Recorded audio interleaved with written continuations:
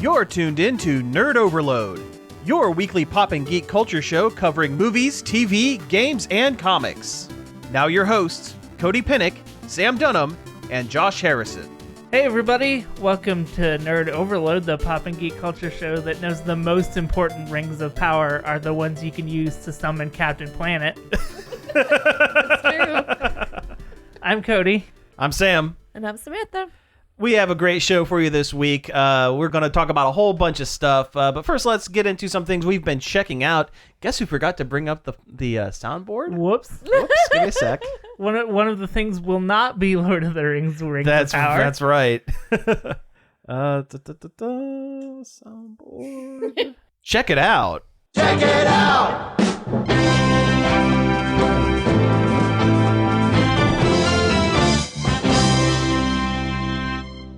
Yeah, I had every intention of watching Rings of Power when it came out. Yeah. At 9 p.m. on Friday. Not Friday, Thursday. Mm-hmm. And it turned out it was 2.5 hours long. That is too much. Yeah, I'm like, not today. No. Not committing to that. Oh my gosh. Yeah. Wow. Well, I mean, I guess it's on brand for the other Lord of the Rings everything because it's about an hour and a half longer than it needs to be. It's supposed to be a TV show. Why is it a movie? It's too much. To get you into the setting. Yeah. That every TV show is a movie now. Like It kind of is. It is. It bothers me. Can't shows just be shows now? yeah, like Stranger Things, half of those episodes were like 45 minutes longer than they needed to be in the last season. Mm-hmm. That's what I hear. Take it down a notch. Make Yeah. shorter shows. This is why animation is good, because it can't be long because it's too expensive. It's too expensive and too difficult. Yeah. Yeah, shows should start being shows again. You know, that's one of the good things about the She-Hulk show, right? They're pretty much like 35 minutes. Yep. Right? They keep it tight over there at the She-Hulk ship. That's good. They need to keep it tight over there. Which, although it's a show where I'm like, I could have went 15 more minutes. Yeah. Like every episode that's been out so far, I think afterwards I'm like, I could have took a little bit more of that. Okay. See, from what I've heard, I'm getting caught up on it this week. I haven't watched it yet. Does the She-Hulk show feel almost like it could have been a movie script that they added a little bit to and stretched it to 6 episodes? Yeah, it does feel like kind of like it could have been a movie. It's paced really, like I said, it's really tight. It's really tight over there on the She-Hulk show. Yeah. Like it's paced really well that it would just work all together, I think. Yeah. And it's so funny. It's like legitimately very funny. I'm really looking forward to seeing it. Without it being at the expense of the storyline like Thor was. Well, yeah. Thor was enjoyable. Yeah, it wasn't a bad movie by any means. No, absolutely not. But it was... They did kind of mess with characterization for the sake of a joke sometimes in that. So I'm glad that She-Hulk's doing better. I think the last 2 Marvel shows have been leaps and bounds better than the last 2 movies have been. And Doctor Strange was very good, but Ms. Marvel was better. Yeah, the shows have really seemed to like they've hit their stride for sure, and that's great. That's fantastic. And each one feels tonally unique by a lot, actually. Yeah. Instead of the movies, which fit like all kind of... It's the same model. Yeah. It's a very similar kind of model. I mean, there are a little bit of deviation here and there, but it's mostly the same kind of thing. It's getting kind of McDonald's-y. Yes, that's a really good way of putting it. Absolutely. Yeah. So yeah, I haven't had a chance to watch She-Hulk yet. I was too busy watching online documentaries about things that don't matter. Oh, I've done that too. Don't worry about it. Yeah, well, let's talk about it then. So which one of the two do you want to talk about? Because there's 2 major ones that kind of came up recently. I mean, do we want to talk about American Sailor Moon here, or do we want to do it in the news? You know what? We'll do that in the kind of... news, so we'll talk about the other one. Okay. So there's a guy on YouTube, Quinton Reviews, I think is his YouTube channel, yes. right? Yep. Yeah. And he does these really hyper in-depth, deep dive looks into, well, right now the fascination is the Nickelodeon early 2000s children's sitcoms. like your iCarlys and your Victorious, and the most recent one that came out, he did a 5-hour video on Sam and Cat. I'm about 2 hours in, maybe 2.5. The last 10 minutes are him padding because he said, if I don't hit 5 hours, people are going to be mad at me. So we're just going to talk for 10 minutes. But I sat and watched the whole thing. It's not all dry documentary. No, it's really funny. He's a funny guy. Yeah, he's a pretty funny guy. But they really kind of go deep into, well, they almost beat for beat every episode of the series, and kind of gives his opinion on what might have been going on in the background behind the scenes of this stuff. Like the Sam and Cat show was a spin-off of a spin-off of a spin-off of a spin-off. Yeah, it spins off way further back than I thought. I didn't realize that Drake and Josh was a spin-off of the Amanda Show, which is a spin-off of all that. Huh. And iCarly was kind of a spin-off of Drake and Josh. So it goes all the way back. Oh, wow. Yeah. All these shows are linked in one way or another. Unfortunately, they're all linked by their showrunner, Dan Schneider. Oh, yeah, and that's unfortunate. That is unfortunate. I didn't get to the end of the documentary, but does he mention how Dan Schneider had to work in a separate room toward the end? No, did not hear that. Yeah, I heard. I think I heard that in like an interview with, or I read it in an interview with Jeanette McCurdy. Like towards the end of the shows, they kept him sequestered in a separate room. They should. They should put that man in a separate room and never speak to him again. It's called prison. Yeah, some of the stuff that has been coming out, and this documentary is kind of timed really well with the release of a book by one of the actresses on the show, Jeanette McCurdy. We just talked about her. She released a memoir, kind of a half comedy, half drama memoir about growing up as a child actress in a home where her mom was kind of a monster. She seems, from what I could tell, her mother seems to be one of those Hollywood helicopter parents that was projecting her desire for fame onto her child.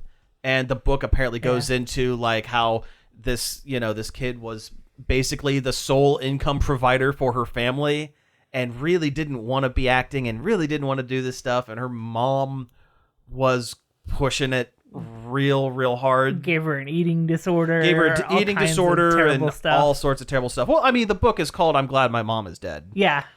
So if that tells you anything. It's a very ballsy title. It is. It is. And I mean, it does kind of go back. It does kind of have other meaning because her mom was a cancer survivor, and the mom used that as a means to get more access to the filming and script writing and more access to her kid while on set than most parents in that situation would. Like, she would play the I'm a cancer survivor card. Oh, jeez. And that's why she was allowed much more stuff. Apparently in the original, something like in the original audition for iCarly, the parents were supposed to be not allowed in there. And the mother said, well, I don't know how much time I have left on this earth because I am a cancer survivor and I would like to see my daughter be in this audition, and was coaching her from the sidelines while in there. Yeah. So, wow. and the guest of the book also goes into the Dan Schneider thing and how he's just allegedly a garbage human being.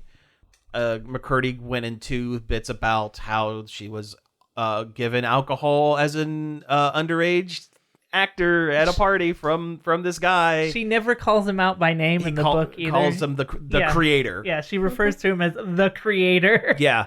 And I've done a little digging into this guy otherwise, and hey, do you ever wonder why on iCarly and Victorious and Sam and Cat there's always jokes about feet?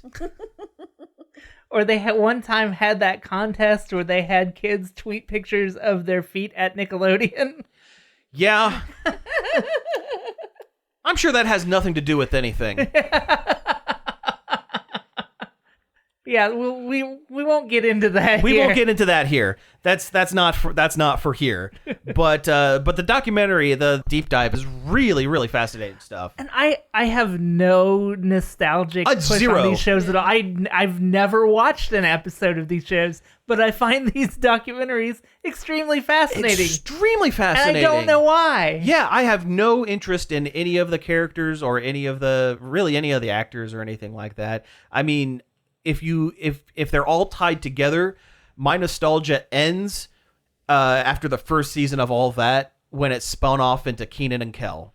I didn't even like all that when I was a kid. I watched all that. It was kind of fun. I'm just like, this is not animated. I don't know, the James Bond parodies with Cold Finger, the man with the very, very cold pinky finger. That was pretty funny. I liked that.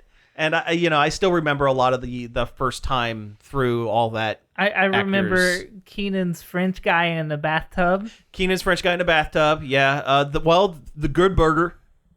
They made a movie out of Good Burger. That sketch was nothing, and they made a movie out of it. Yeah, I just it was just really fascinating, kind of sitting and watching, and it's a part one. There's still a second half of a season and more digging into stuff to go through, I guess. I remember one time Miranda Cosgrove was on the Goldbergs, and she was playing sexy college professor, and like the whole time I'm like, gross, that's iCarly. This watching these, because I also watched one of the iCarly ones. Again, because I have a lot of downtime at work, basically. But it made me interested in trying the it's not a reboot, but like a sequel iCarly series that was for that's on Paramount. That the jokes and everything has aged up with the core demographics, so now it's like a actual sitcom. Yeah, it's for a grown-ups. show. Yeah. I'm curious. I don't think it'd be good, but I'm curious. Yeah. I don't think I would like it either, but I'd maybe give it a shot. I would watch an episode and go, okay, I don't get these callbacks at all. Is Gibby on it? Did they get Gibby? I don't know if they got Gibby on it. I do like that they had the dramatic reading of the failed pilot of Gibby in the Salmon Cat video. Yeah, that's how he opens the video. It's like the first 35 minutes. Yeah. Wow. There was almost a Gibby spinoff.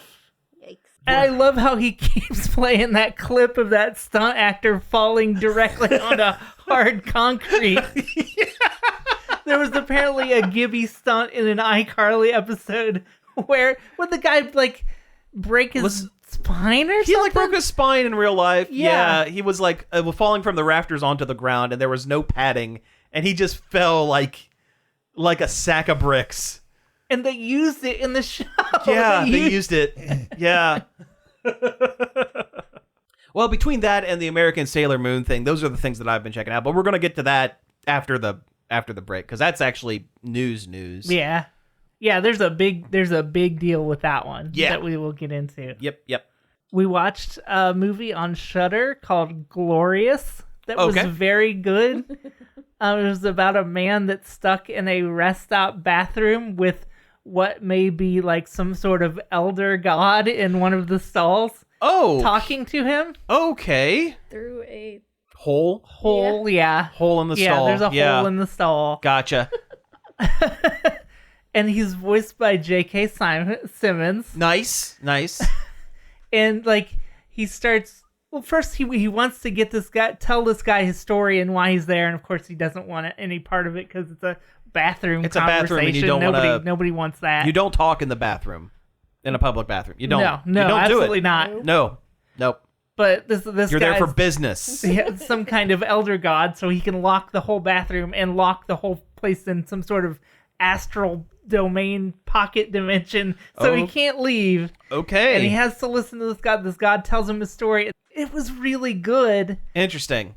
And like, of course, there's a way that it sounds like it's going, and they're aware of that, but that's sure. not what it is. Okay. All right. Yeah. We're dancing close. Yeah. It's very funny and good, kind of like a good character piece, because the whole thing is in this decrepit, nasty, like rest stop bathroom. I'm sure it was probably pretty cheap to film if they were just in one location and that's kind of it, right? Yeah, and J.K. Simmons is not even physically in it. Oh, he's probably just on a VAs set the whole time. He's just doing a VA, yeah.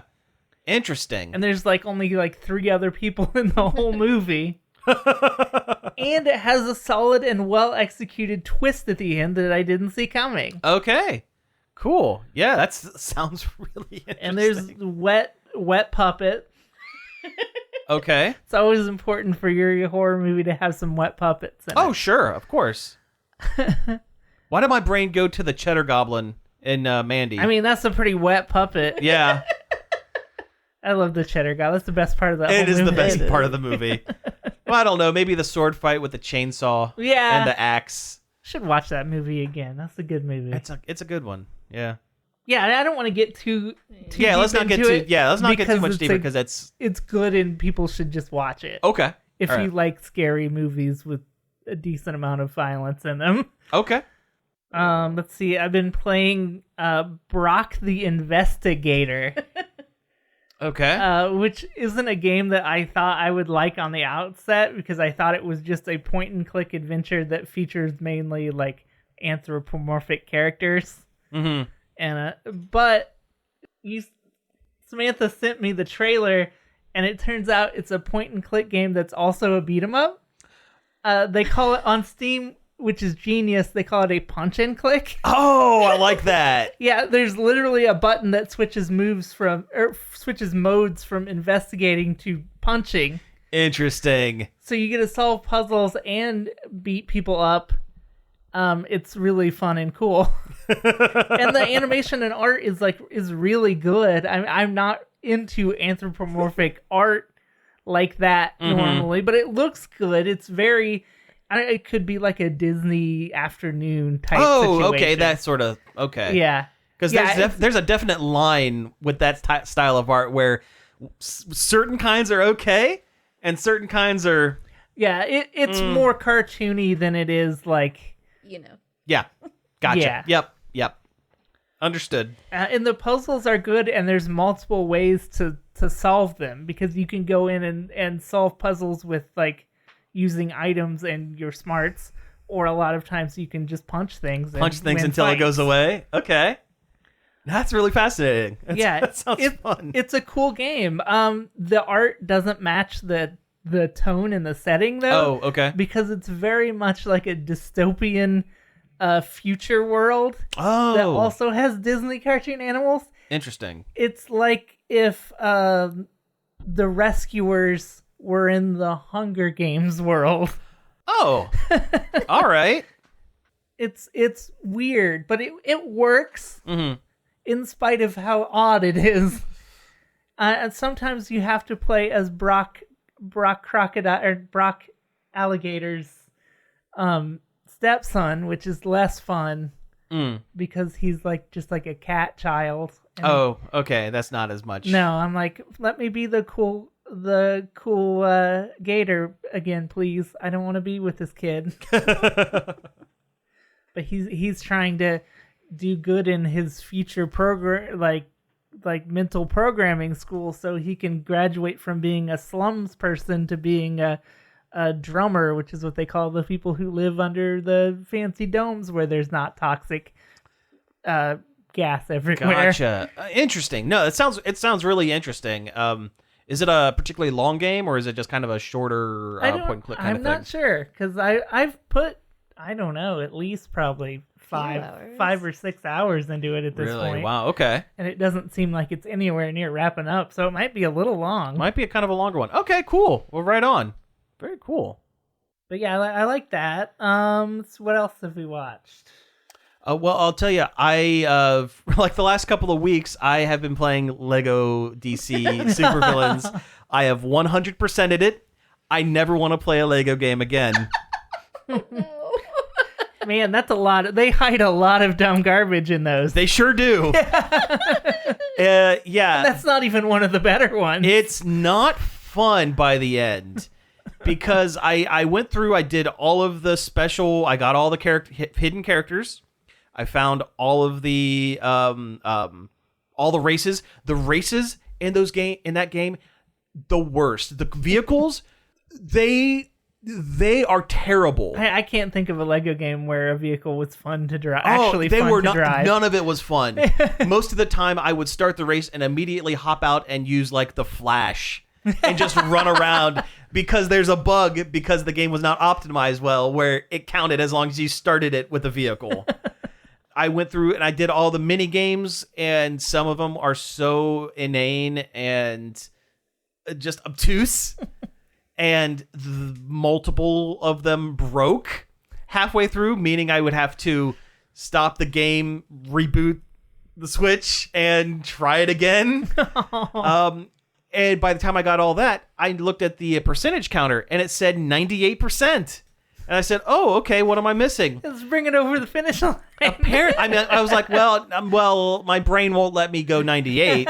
I gotta go do 100. So I went online. I was like, okay, I'm missing like one thing. That's fine. No, I'm not missing one thing. Apparently, there are at least 8 or 9 collectibles scattered randomly throughout each borough of Gotham City and Metropolis that you have to like jump into a special area and break one specific box in order to get one of like 9 or maybe 15 of these little trinkets. And you had to do that like 10 times. Oh no. So there's like over 100 of these little collectible things that are completely missable, that they do nothing. It took me 4 hours. Of just running from one spot to the other. I eventually just went online and found a map where someone had drawn little circles where they usually show up. And you know what? If they didn't show up, guess what you have to do? Run to a different area, save, shut down the game, start it back up so it randomizes where the drops are again, run back to where it goes, and hopefully maybe it'll be there or not. I think I would have just deleted it off my Switch at that point. I never want to play a Lego game again. The new Star Wars one was pretty good. No. I finished a couple more chapters in Live Alive. I did the present day one. Okay, cool. What'd you think of that one?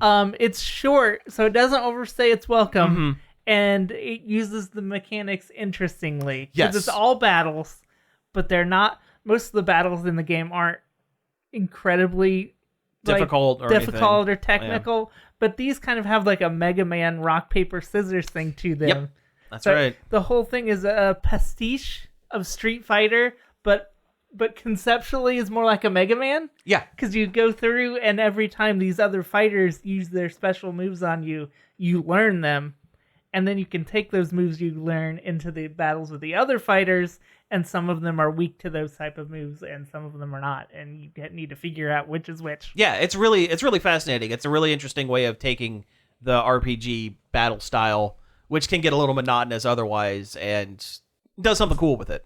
And I finally finished the prehistory one. That one's a pretty long one, isn't it? It was kind of long. Yeah. It was interesting though, and the story's fun and cute and funny. Mm-hmm. I like the Gorilla Man.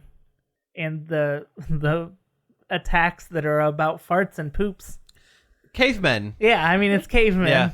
Did you find the hidden stone that boosts your intelligence by 50? No, I read about it later after I already finished it. Yeah. There's a 2001 an obelisk. Mm-hmm.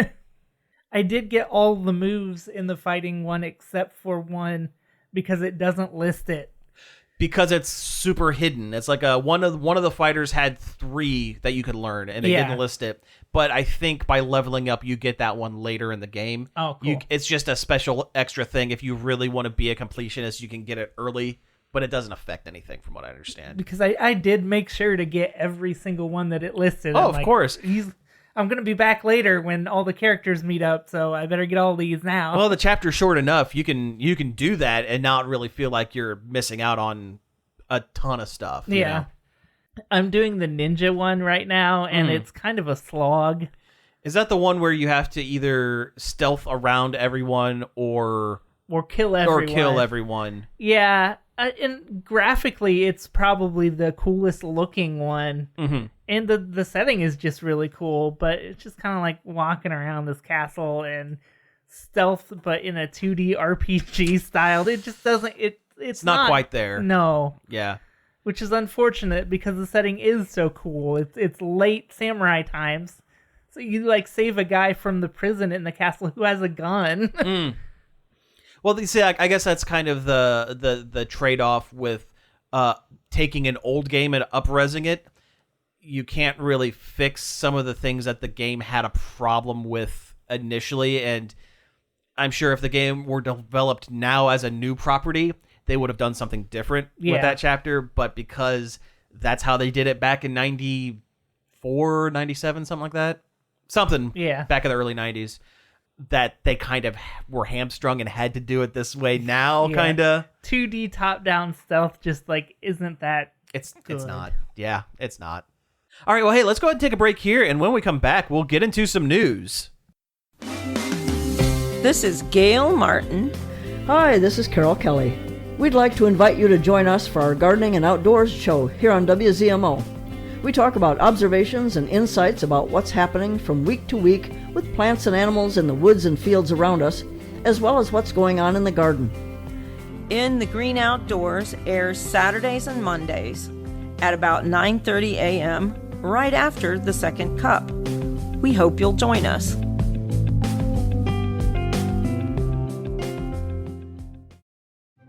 Hi everyone, I'm Greg Dunham, the host of Long Play here on WZMO. Long Play is a show that appeals to music lovers of all ages. Here's an example. I love Long Play. There you have it, a completely unsolicited endorsement for one of our youngest fans. Grandpa, where's my candy? Ellie, be cool. Grandpa! Ellie and I would like to invite you to tune into Long Play every Friday at 11 p.m. and Saturday at 3 p.m. right here on 104.7 WCMO. Hey, we're back from the break. Let's go ahead and talk about some news.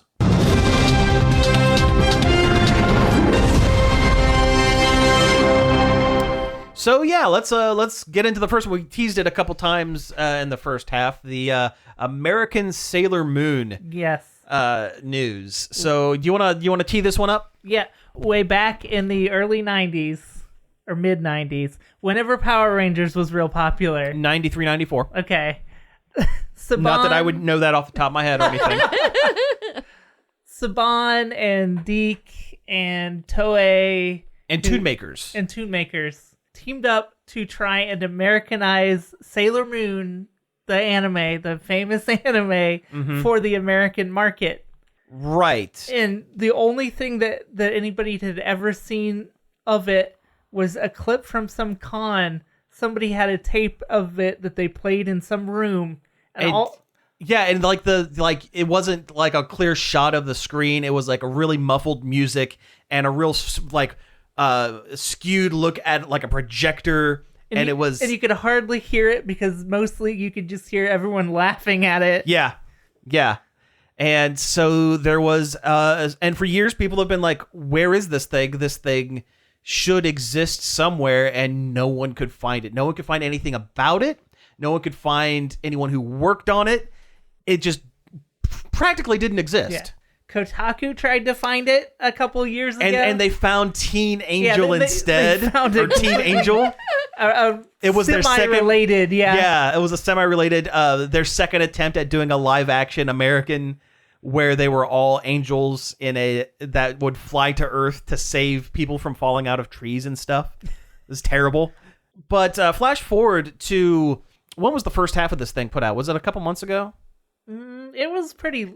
There was a big gap between There was a big gap. halves. Okay. Because I watched them back to back, so the time frame is not. Yeah, I watched the first half so long ago that I probably should have watched it again before I watched the second half. But there is a online documentarian named Raven Simone, not that one. Not that one. She's not so Raven.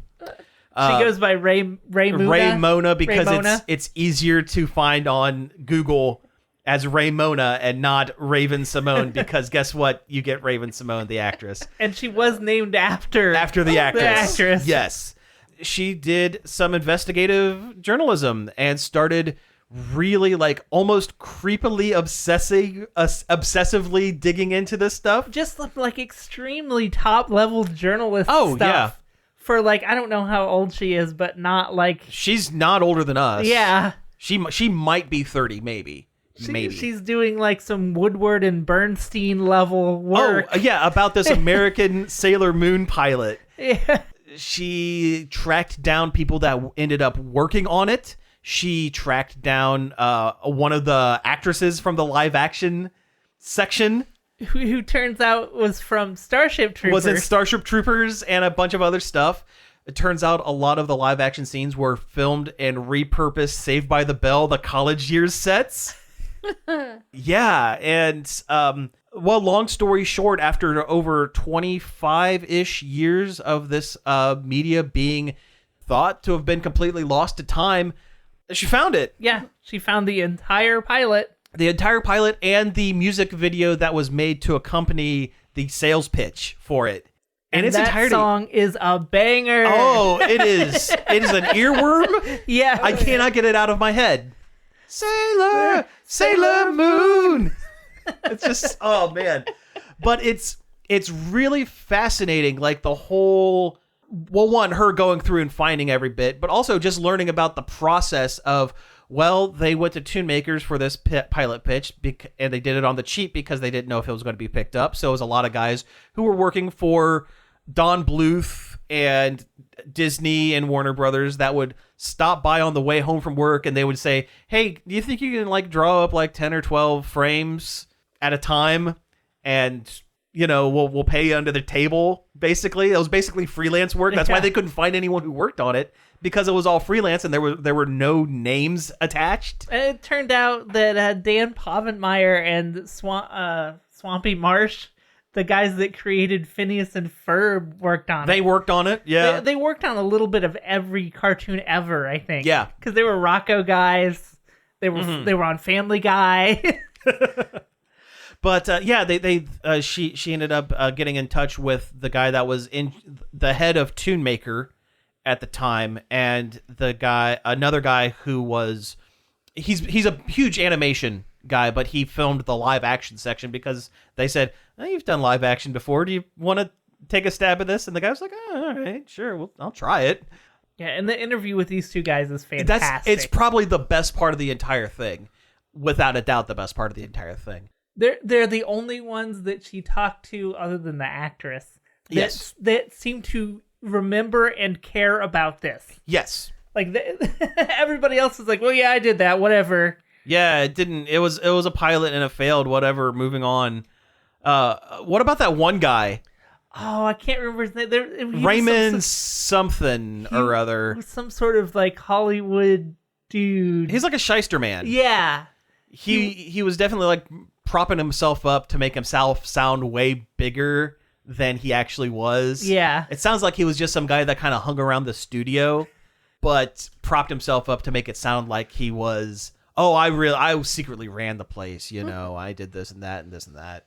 And didn't actually end up having anything. He didn't have anything. Well, it turned out a lot of the animation cells from it probably came from his storage locker because he needed a quick buck and sold everything in his storage locker, and that's where people started circulating the cells. That's how people got the script too. Got the script as well, because it was just stuff he had. He's like, it's junk, take it. Interesting that Adrienne Barbeau was cast as the voice of Queen Beryl and Queen Serenity, the main hero and villain. We can talk about the pilot itself. I guess. Yeah, let's talk about it. Sure, hilarious. It's hilarious. It's live action and animated hybrid. So whenever they were in their civilian clothes, the Sailor Moon and team were live action high school students living in a dorm, like a private school dorm, and in animation when there's a threat to the universe. Yeah, when they got to fly to Jupiter to save the day on their space surfboards. Yeah, that Sailor Moon definitely has. They're windsurfer boards. Well, listen, Moon is space, and they're sailors. They gotta sail there. Yeah, they don't have the Sailor Fuku school uniform thing to pull from, so they have to have some reason why they're sailors. Exactly. And, hey, might as well be windsurfing. Why not? But yeah, when they would go to save the day, they would transform into animated versions of themselves. Who look like cast-off He-Man characters. Yep. Cast off He-Man characters and multicultural pals. Yeah. Because that is one of the things that they did. They went through and every one of the 5 girls was a different nationality. Well, except for Sailor Mercury, but her nationality was wheelchair. She was also a redhead. Which she was a redhead. That's a nationality, you know what? right? She barely spoke. She probably was Irish. Yeah. I think it counts. But they made, like, Sailor Jupiter was black, and Sailor Venus was Latino, I think, and... They don't match up to the anime at all. They don't. They're completely different characters. They look completely different. Oh, except their elemental powers were the same, and there was a clip where Jupiter was arm wrestling the 4 other girls at the same time, so apparently they were keeping the fact that she was super strong. She's the strong one. She's the strong one. Yeah. She's the best one, to be fair. Well, I agree with you. But yeah, it's hilarious to watch. Before I watched the documentary, when I just watched the pilot, I'm like, this sucks. No one would ever like this, even then. But after watching the documentary and hearing the guys that made it talk about it, I'm like, this would have worked, actually. It could have worked. It could have worked. For the time frame and everything, it very much could have worked. Yeah, because it's hard to separate it from the actual show. Thing. Yeah. Which is, a lot better. Mm-hmm. And they did end up making the right choice by dubbing the original show. Sure. But I think this would have been decently popular enough. Yeah. People would have fond memories of it, I think. Yeah. So I think one of the more interesting things was when she actually found the tape, it was actually in the Library of Congress. Yeah.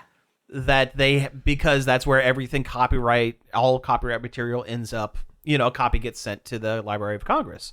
And in her digging, she found that Saban and Tune Makers and whoever else had copywritten 1 million names of other anime properties that they were planning on reanimating into American style, including Tamagotchi. Yeah. And was Case Closed in there, I think? I think so. Yeah. All sorts of stuff. So she mentions it in the documentary. If this Sailor Moon would have worked, how many other popular bits of media would have gotten a similar treatment? Yeah, anime wouldn't be nearly as popular. No, not at all. I think they probably would have did the same thing to Pokemon if this more than likely. Worked. Yeah, they really would have. Sailor Moon and Dragon Ball helped make anime popular in America, but it was really Pokemon. It was really pushed Pokemon it over the edge. Absolutely. Yep. But no, just fascinating stuff. Just digging in, trying to the hunt for this lost bit of media. The other thing I kind of liked was there was one toy. She mentioned there was one toy for Sailor Moon that never made sense, never showed up on the anime. Why did this thing exist? The lunar cycle. It was a motorcycle that was in the shape of a crescent moon. And as it turns out, it was the one bit of pre-production art that slipped through the cracks during the Tune Maker's pitch and was made into a toy. Yeah. Yeah. Really cool stuff. I don't know. It's really interesting to watch. The one thing about the documentary that kind of got me, they did this thing that I know is employed on a lot of documentaries, and it's fine. They dramatized email conversations and things like that with various other YouTube voice personalities portraying the people that she's interviewing. And normally it doesn't bother me too much, but they used a couple of folks that I could pick out just like their voice, just like that. They were talking to Ron Wasserman, the guy who, well, he's a composer. He's known for Go-Go Power Rangers. He did 1 million songs. And when they're talking to him, it was Matt McMuscles from What Happened. Like, there's no questioning it. I was like, that's not Ron Wasserman. I watch a lot of YouTube documentaries, and they almost all do that. Yeah. I don't know. That was just something that just kind of took me out of it for a moment. It's like, oh, maybe that. And there were a couple of minor factual inaccuracies that also kind of made me go, eh. Like, she at one point called Chuck Jones a legendary animator and voice actor. And nah, he didn't do voices. That was Mel Blanc. That was Mel Blanc. And like, there were a few others that were very minor, not pertinent to the conversation, but it was like, I don't like being that guy. I'd never want to be that guy, but you're gonna be that guy. Chuck Jones didn't do voices. Take 2 seconds and go on Wikipedia and go, he didn't do voices. It was just animation. But it was still a really good documentary. Definitely worth checking out. We talked about this for way too long. Let's talk about something else. Let's talk about Harley Quinn animated show. Yeah, let's do it. Very good, especially lately. We've been keeping up with it, and the last 2 or 3 episodes have been just like amazingly good. Has it dealt with finding Frank the talking plant? The talking yeah. plant, and that's the Bruce Wayne thing, and yeah, all that stuff. They go inside of Bruce Wayne's mind, and it is a very good look at Batman and his trauma and his past, and they roll up all the different Batman movies and shows and stuff together in an interesting and fun way. Yeah, there's like I saw a couple clips of this, and at one point it's Harley Quinn talking to adult Bruce and kid Bruce at the same time, and adult Bruce turns to kid Bruce and goes, "Okay, Bruce, let's go watch our parents die. It's what we deserve. It's what we deserve." Yeah. Well, Harley kind of becomes his therapist. Yeah. Inside of his brain, and that's great. Yeah, that's great. But it's getting picked up for a 4th season. Yes, that's the news. That's bit. the news. Yeah. In this world of Warner Brothers destroying every animated project they have, right? They picked up another season of Harley Quinn. Thank goodness. Yeah, which is surprising, but it also does fit. If you saw those slides going around about what they thought their perceived audience for HBO Max is, it's the audience of the animated Harley Quinn show.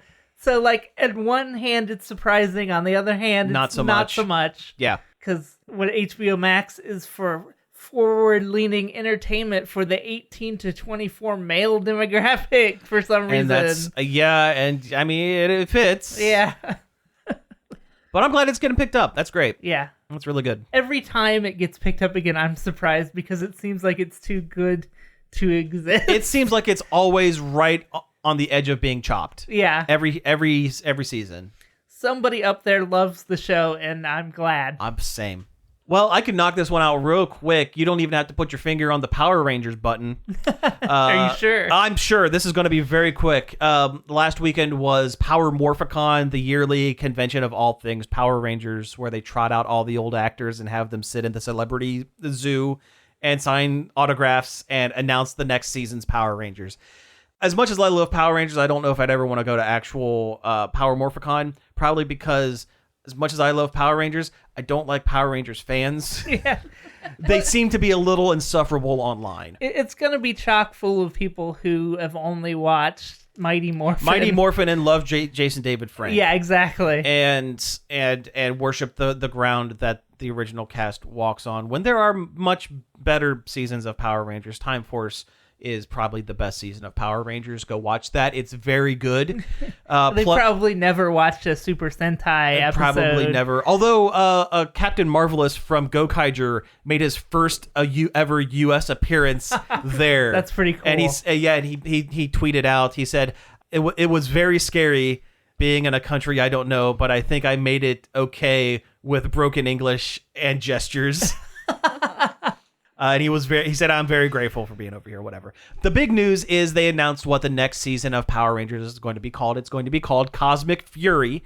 And it is, for the first time since Mighty Morphin 29 years ago, for the first time since then, the cast of the previous season is coming in to come back for a 3rd season of the series through a costume change and setting change. Last season was called Dino Fury. There were 6 Rangers like there usually is. And and dinosaurs, man, they never do They that never one. do dinosaurs. They definitely haven't done dinosaurs 5 or 6 times. And they definitely haven't done space at least 3 or 4. There definitely wasn't Power Rangers in space and Lost Galaxy. Definitely not. Anyway, they haven't really announced too much about this, but based on what new seasons of Sentai that they could pull from, there are one of 2 options that they could go with. There was a show called Q Ranger, which is probably one of my favorite seasons. That was about 3 or 4 years ago. And then there was one called Kira Major, which were about space rocks that were also genies. Nice. I didn't care for it, but it's fine. The theory is that they're going with Q Ranger because that season has 12 or 13 Rangers on the team. It was a very huge season. The whole thing was supposed to be about 12 sacred constellations that are going to save the universe, and all the Rangers were constellation themed. That's too many. It's a lot. It's a lot. Now, they did have a gimmick on that series where they basically played like they had a bingo spinning orb thing. You know how they pull out bingo balls? Oh, yeah. And they would pick 5 at the beginning of each episode, and that's the team that was sent. And all the Zords, very strategic. And all the Zords were modular, so all the Zords snapped onto the red ones, so they could make the robot out of whatever 5 they have. The theory is because there's so many Rangers, they're taking the 6 Rangers from Dino Fury and transplanting them onto Cosmic Fury so that they only have to introduce 6 or 7 other characters instead of having the arduous task of introducing and giving enough time to 13 or 14 characters in a 40-episode season. Or 2 20-episode mini-seasons is how they do it now. So that's kind of the theory. I'm interested for the first time in a while, I'm interested in watching new Power Rangers. I usually don't watch new Power Rangers because it's for kids. It's a child. It's a baby show. It's a baby show for kids. But I really like the suits. And I really like the robot in the season. So I'm interested in. And honestly, I'm curious to see how they butcher one of my favorite seasons of the Japanese show, which was actually more geared towards adults a little bit. Except for the toys. The toys are always for the kids. That's it. That's all I have. But you can say the same thing about Pokemon. Oh, you can. It's yeah. They're gonna make a live action Pac-Man movie. Why? I don't know.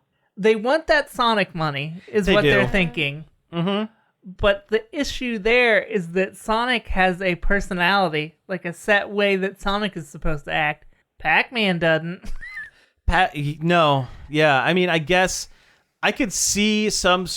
They would never do this in a million years, but I could see some sort of kids' first space horror movie where it's a guy in a yellow suit and his space helmet looks kind of like Pac-Man, and he's on a spaceship filled with ghosts. And he has to collect batteries to power up his ship. Right. That would be interesting. They won't do it. No, this is going to be... It's going to be the Pac-Man from Pac-World. He's going to be Pac-Man with arms and legs. Yeah. And he's going to be running around going, I got to go get Blinky and Inky and Clyde. Eat the dots. Eat dot, get blue. I'm hungry. That's going to be the joke. I love to eat the food. I only eat round things. Yeah. Will they put Ms. Pac-Man in it? Oh, it'll be Pac-Mom. Or it's going to be Pac-Mom because we live in this world of Ms. Pac-Man erasure. Yeah. I wasn't sure if Pac-Mom was supposed to be Pac-Man's mom or his wife. But I've been playing the new Pac-Man World Repack. Mm-hmm. It's his wife. It's his wife. He has to call Pac-Mom, I guess. Which that's weird. I guess Pac-Man has kind of like a Mike Pence situation with his wife. Yep. I guess that's But the game's real good. Yeah. It's kind of a check it out moment here late in the show, but that's fine. It's really good. It's a lot like the original PlayStation 1 game, but they sanded off a lot of the rough edges. The original game has way too difficult of bosses, but they toned them down to a reasonable level. So it's fun and definitely worth the $30 it costs. Oh, cool. I'm a big fan of that original Pac-Man World game too. It's fun for what it is. It is, yeah. For what it is, it's all right. Let's knock out a couple of quick ones. They're starting to work on the next Marvel Disney Plus series. Character named Wonder Man. Wonder Man is basically... what if Superman were a Hollywood actor as well as a superhero?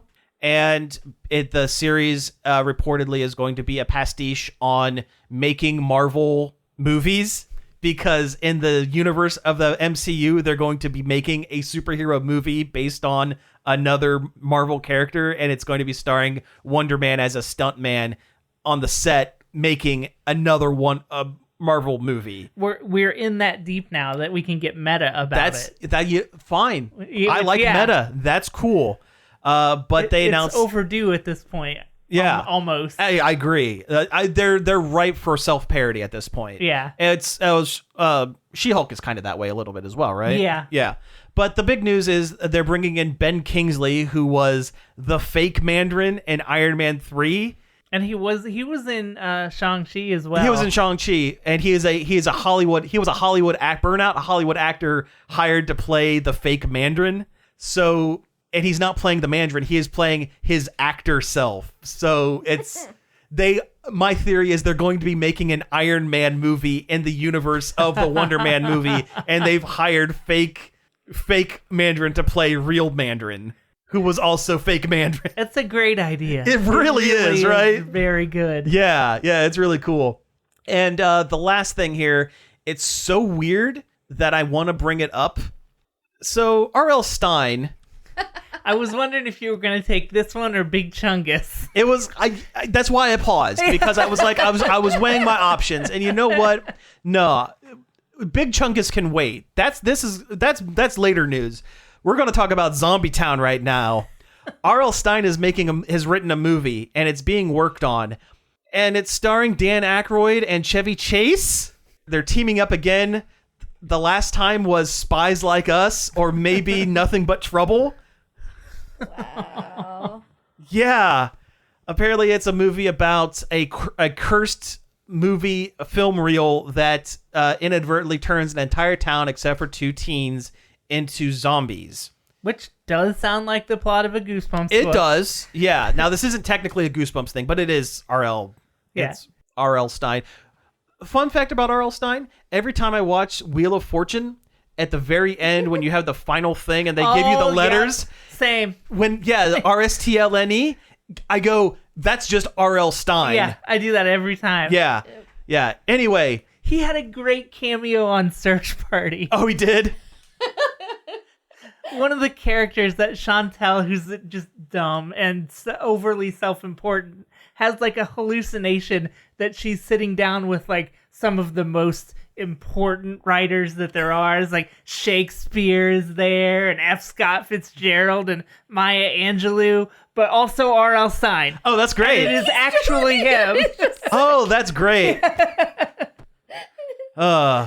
If you've seen him before, he has like no charisma. Yeah, that's fine. Are you kidding? You mean Chucklin' Bob Stine doesn't have charisma? That the joke is that he made a bunch of comedy books for children under the pseudonym Chucklin' Bob Stine. Also, we finished that show, and the ending is kind of eh. Oh, yeah. It doesn't feel like they were ready to be done. Mm-hmm. But it's still worth watching all the way through. It's a good show. Cool. But yeah, anyway, Chevy Chase and Dan Aykroyd need $1, so they're going to be in this kid zombie movie. They're going to be in the movie that turns everybody into zombies. It's going to be an old movie, and it's going to have them in it. Or either that, or one of them's going to be like the mayor of town, and the other one's going to be the original like cursed director that made the movie. They're going to show up for 5 minutes, and they're not going to be in the same scene together because Chevy Chase is difficult. He's Chevy Chase. He's a difficult man, and I don't think I have to say allegedly on this because there's at least 50 some odd years of reports of him being difficult to work with. Also, he did not have very kind things to say about the trailer for the new Fletch movie. That's right, they're making another Fletch movie, but John Hamm is Fletch. It actually looks pretty good. But it's definitely different from original Fletch, which may be one of my favorite movies. But I've never seen it. Super funny. I say this a lot. You should see that movie. Yeah. I mean it. You should see Fletch. You can skip Fletch Lives. It's not that great. It's fine, but it's not that great. But the original Fletch, comedy gold. Really good. And a really good mystery as well. It's more investigative mystery, but also Chevy Chase is being sarcastic. They basically told Chevy Chase, okay, walk on set, make fun of everyone on the scene, and then say your lines, and then walk off screen. And it works. It works really well. So it's a really good movie. Dan Aykroyd's just going to reprise his cameo from the Casper film. Oh, yeah. He's going to call someone else. Yeah, someone else. Yeah, he's going to show up and he's always going to be carrying his Crystal Head vodka. Yeah. He's not going to draw attention to it. He's just always going to have it. They have it at Kroger, by the way. You're kidding me. No. Huh. No, they have it at the liquor store at Kroger. Interesting. They also have one that I don't think is related to Dan Aykroyd, but it is shaped like an alien's head. So it might be related to Dan Aykroyd. I mean, he does love aliens. He does. He does love and believe in aliens. That is true. And with that, let's go ahead and wrap things up for the week. You have been listening to Nerd Overload. Thank you very much for tuning in. You can find us each and every day over at nerdoverload.com. You can check us out on social media, just all those ones you can think of. Facebook, all your favorites. Instagram, all the ones that are ruining the entire world. Yeah. It's a Nerd Overload now. Listen, social media is a hellscape, but we're okay. Yeah, but we're on there. Yeah. It's a place we exist.